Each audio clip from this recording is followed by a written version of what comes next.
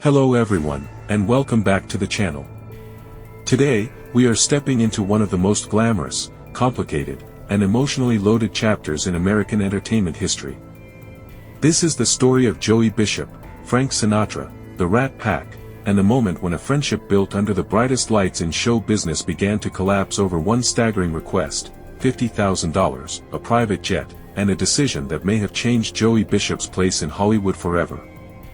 Now, before we go deeper, let me say this clearly, I do not think this story is only about money. It is easy to hear, $50,000, and immediately think, that was greed. It is easy to hear Frank Sinatra's name and think, you do not cross a man like that. But the truth is more human than that. This story is about loyalty, pride, gratitude, ego, recognition, and the painful moment when someone who has spent years being called the sidekick finally tries to prove he is more than that. So do I agree with the idea that Joey Bishop made a terrible mistake? Yes, in one sense, he did. But I also believe the mistake did not happen in one phone call.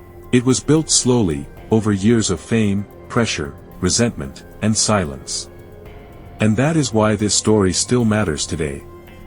Before we begin, please take 1 second to like this video, share it with someone who enjoys classic Hollywood stories, and subscribe to the channel. Your support gives us the motivation to keep bringing you these deep, dramatic, and meaningful stories from the lives of people who entertain the world but often paid a hidden price for it. Now, let's go back to the beginning. Long before Joey Bishop stood beside Frank Sinatra, Dean Martin, Sammy Davis Jr., and Peter Lawford under the glowing lights of Las Vegas, he was not Joey Bishop at all. He was Joseph Abraham Gottlieb, born in the Bronx in February 1918 to Polish Jewish immigrant parents. His life did not begin with applause, luxury, champagne, or celebrity friends. It began with uncertainty. He was the youngest of 5 children. In a large family, especially in a working immigrant household, being noticed is not always easy. You either learn to make noise, or you learn to disappear. Joey Bishop, even before he had the name, seemed destined to fight against being overlooked, and that fight began literally at birth. He was born dangerously small, weighing less than 3 pounds. For any baby, that would have been terrifying. For the time period, it was especially serious. Medical technology was not what it is today, and the odds were not something any parent would want to hear. From the very first day of his life, people were unsure whether he would survive. But survival became a theme in Joey Bishop's life. He survived being underestimated. He survived war. He survived the nightclub circuit. He survived the brutal machinery of Hollywood. And, in some ways, he even survived the Rat Pack. But survival is not the same as peace. A person can live through everything and still carry wounds no audience ever sees. As a teenager, Joseph Gottlieb was restless. He was not built for a quiet life. He did not finish high school in the traditional way. Instead, during the 1930s, he followed the uncertain road of performance. He joined 2 other young men and formed a comedy trio. They worked in nightclubs, burlesque houses, and small venues up and down the East Coast. There is something important to understand about those early stages. They were not glamorous. People often imagine entertainment as fame first, talent second. But for performers of that era, fame came only after years of humiliation, rejection, cheap dressing rooms, low pay, and audiences who could turn cold in seconds.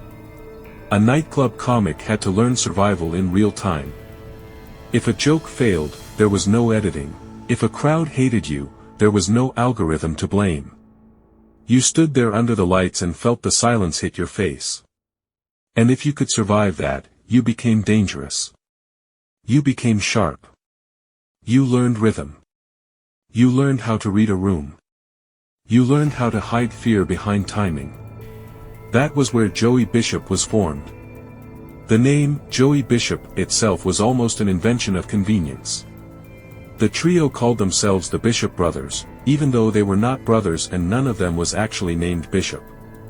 The surname came from someone else, and the stage name stuck. This is one of those details that feels almost funny on the surface, but it tells us something deeper about show business. Sometimes identity is built before the person is ready for it. Joseph Gottlieb became Joey Bishop because the stage needed a name that sounded right. And over time, the invented name became more famous than the real man behind it. In his personal life, however, Bishop was far less theatrical. While many entertainers of his era became known for chaotic romances, scandals, and tabloid drama, Bishop's heart was unusually steady.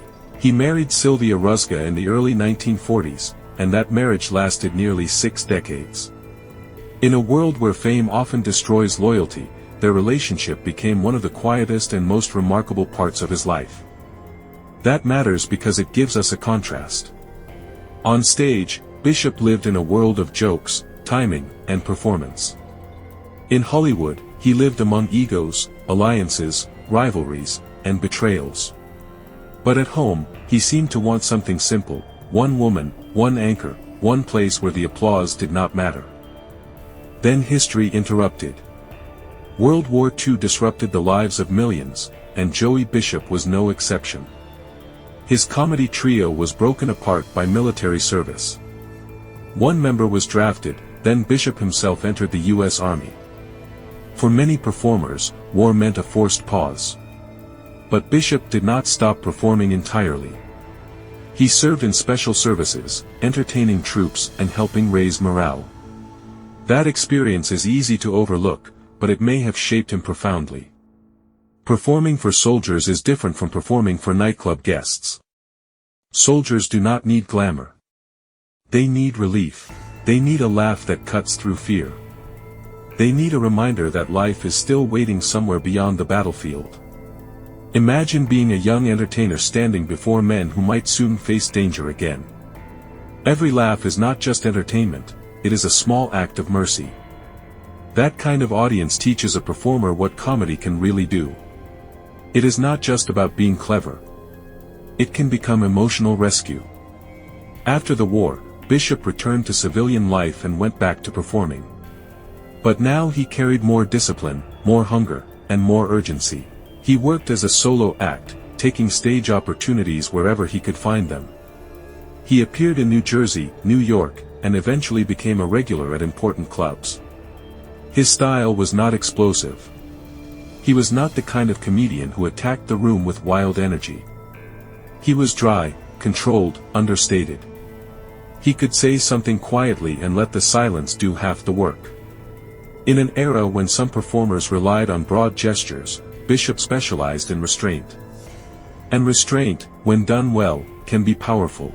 Think about the person in a room who does not speak the most but somehow controls the conversation when they finally do. That was Bishop's gift.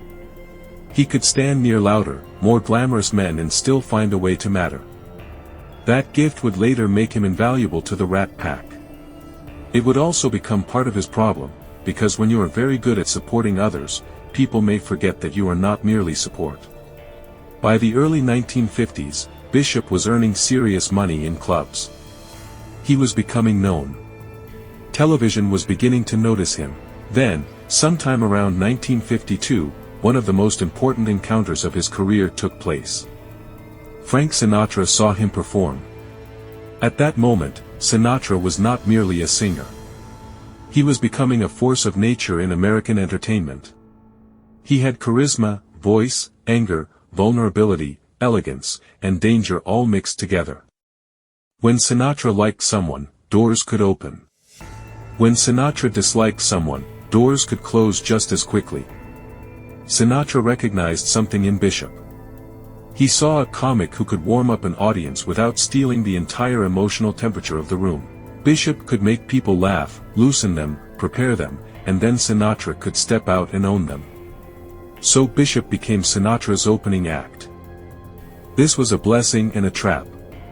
It was a blessing because Sinatra's world gave Bishop access to larger audiences, bigger rooms, stronger connections, and a new level of prestige.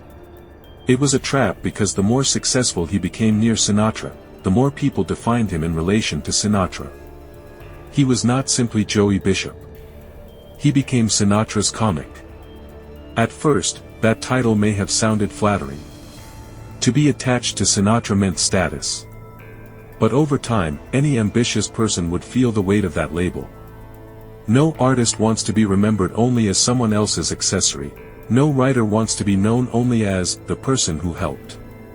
No musician wants to be forever introduced as the one who played behind the star. Recognition matters because recognition tells the world where your contribution begins and ends. And Bishop wanted more. He worked hard to build his own name. He toured. He appeared on major television variety shows. He developed a national presence. His television appearances began years before his full breakout, and eventually he proved he could carry a show himself. By the early 1960s, he had his own sitcom, The Joey Bishop Show. This was not a minor achievement. Television in that period was central to American family life. To have your own weekly show meant entering people's homes. It meant you were no longer just a club performer. You were part of the national routine. But even as Bishop's solo career expanded, the shadow of Sinatra remained. And soon, that shadow became larger, louder, and more legendary than almost anything else in entertainment. The Rat Pack was forming. The group that came to be known as the Rat Pack included Frank Sinatra, Dean Martin, Sammy Davis Jr., Peter Lawford, and Joey Bishop. Each man brought something different. Sinatra was the chairman, the emotional center, the power. Dean Martin was effortless cool, half-smiling through life as if nothing could touch him. Sammy Davis Jr. was explosive talent, a singer, dancer, impressionist, and performer of almost impossible energy. Peter Lawford brought Hollywood elegance and political connection. Joey Bishop brought structure, timing, and wit. And this makes the later collapse with Sinatra more tragic. Bishop was not a man without loyalty. He defended the Rat Pack against criticism. He pushed back against the idea that they were merely irresponsible drinkers and womanizers. He insisted that much of the wild image was performance, part of the act, part of the mythology. That defense matters. It shows that Bishop was not simply waiting to betray Sinatra. He was proud of the group. He wanted the group's reputation protected. He wanted people to understand that behind the jokes and headlines were professionals. But inside the group, the balance was changing. By 1964, the old warmth between Sinatra and Bishop had begun to cool. There are friendships that end with one dramatic explosion, but more often, the explosion is only the sound of something that had been cracking quietly for years. The famous break centered on a request involving the Calneva Lodge in Lake Tahoe, a property connected to Sinatra. Sinatra wanted Bishop to appear in his place. Perhaps Sinatra saw it as a favor between friends. Perhaps he expected loyalty. Perhaps he believed that after all he had done for Bishop, Bishop should say yes without turning the moment into a negotiation. Bishop saw it differently, or at least acted differently. He treated it like business. He asked for an enormous fee and reportedly wanted a private jet as well. To Sinatra, this was not simply expensive. It was insulting. And here is where we must slow down and look carefully at both sides. From Sinatra's point of view, he had helped elevate Bishop. He had brought him into rooms, onto stages, into the orbit of the Rat Pack. He may have believed Bishop owed him gratitude that could not be measured in dollars. In Sinatra's world, loyalty was sacred, especially when loyalty flowed toward him. He was generous, but his generosity came with emotional expectations. If he opened the door for you, he expected you to remember who held the key. From Bishop's point of view, we can imagine a different emotional logic. He may have thought, I am not just your comic anymore. I am a star. I have my own show. I have my own value. If you want me, pay me like I matter. That does not make the demand wise. But it makes it human. Many people have faced a smaller version of this. Imagine an employee who spends years helping a senior leader succeed. They write the reports, manage the details, solve the problems, cover the gaps. The leader praises them privately but rarely gives them public credit. One day, the leader asks for one more favor. The employee finally says, fine, but this time I want to be paid properly. To the leader, it feels like betrayal. To the employee, it feels like overdue recognition. Neither side feels wrong in the moment. That is why relationships break so violently. The tragedy is that business language entered a friendship that had never been emotionally clarified. Sinatra thought the relationship still ran on loyalty. Bishop may have believed it had become necessary to define his worth. When people are not honest about expectations early, resentment becomes the contract. Sinatra's reaction was severe. Bishop was cut off from the Rat Pack. Not slowly. Not gently. He was out. This is where Sinatra's power becomes impossible to ignore. In the entertainment world of that era, being excluded by Sinatra was not a private matter. It affected opportunity. It affected perception. It affected whether other people wanted to risk working with you. Bishop was removed from a Rat Pack film project. His place in the inner circle vanished. Hollywood watched. And when Hollywood watches a powerful man withdraw favor, many people adjust their behavior accordingly. Was that fair? Fairness is not always how show business operates. Show business often runs on relationships disguised as merit. Talent matters, but access matters too. If your access comes through one person, then your independence can look threatening when you finally claim it. Bishop's sitcom was also approaching its end around this period. NBC canceled it after several seasons, and although it continued briefly elsewhere, the momentum was not the same. By the mid-1960s, Bishop was facing a career crossroads. And this is one of the most interesting parts of his story. He did not simply disappear. In 1967, Bishop returned in a major way with a late-night talk show on ABC. This was not a small comeback. He was placed in competition with Johnny Carson, one of the defining figures of American television. Hosting a late-night show required more than jokes. It required calm, adaptability, interviewing skill, and the ability to survive live or semi-live unpredictability. Bishop had those qualities. And beside him was a young Regis Philbin, who would later become one of the most familiar television personalities in America. Bishop helped give Regis a national platform.